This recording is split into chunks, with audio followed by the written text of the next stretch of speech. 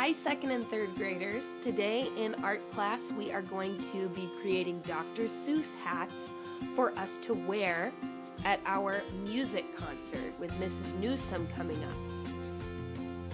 The thing about today is that you are going to make a hat for yourself, of course, that's going to have your name on it. And then if you finish your hat, you are going to start making another hat for someone else in second or third grade to wear.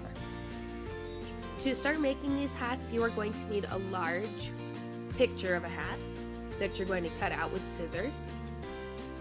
You will need a white piece of poster board like this to wrap around your head to make the hat the right size to fit your head, and a stapler to close that circle. And finally, you're going to need strips of construction paper to decorate the hat like a Dr. Seuss Cat in the Hat. You don't have to use red. You can use any color you want for that part, but you do need to use glue to glue it down. So, let's get this started first by measuring our head and making what I call the hat band.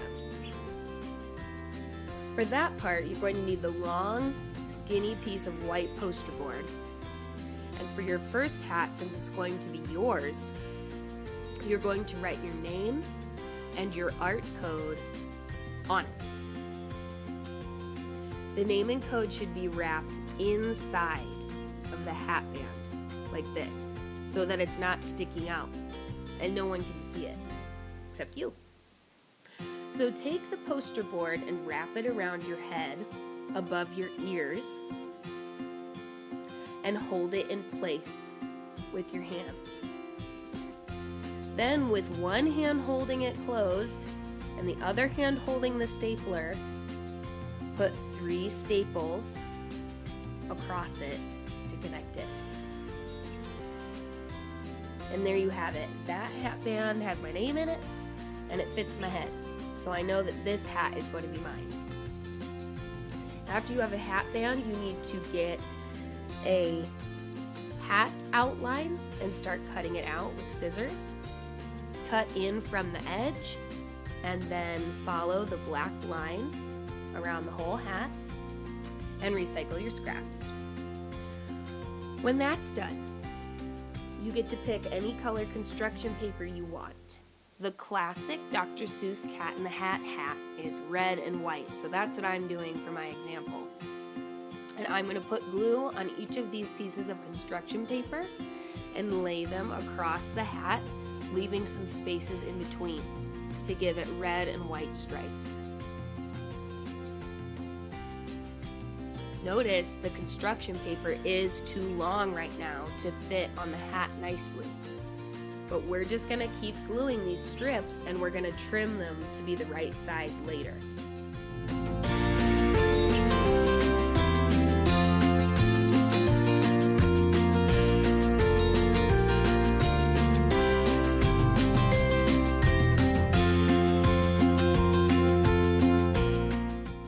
Now I've got some nice red and white stripes going on in my hat, but I need to trim the paper that's sticking over the edge. So I flipped my hat over. I'm going to take a pair of scissors and chop the extra red part off.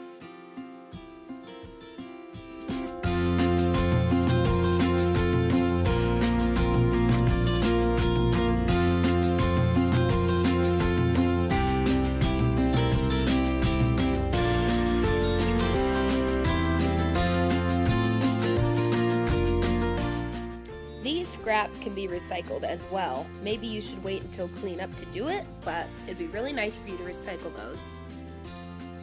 Now the last part of making these hats is to attach the hat band to the hat part itself.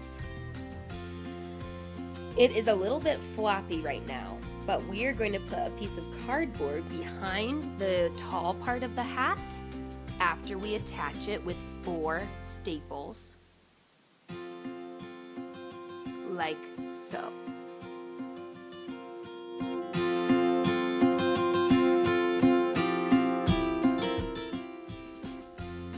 hat's looking fantastic, but again, it doesn't stand up straight, which is what we want it to do. So we are going to staple a long piece of cardboard behind the whole thing like this. So lay your hat down, take a long piece of cardboard and lay it behind the hat. It should also touch the hat band. And you are going to put one staple at the top of the cardboard. Might have to press really hard to get that staple all the way through. And then you're going to put another staple on the very bottom of the cardboard. And now you see that you can hold the hat and it stands straight up just like the cat in the hat does. So that's awesome.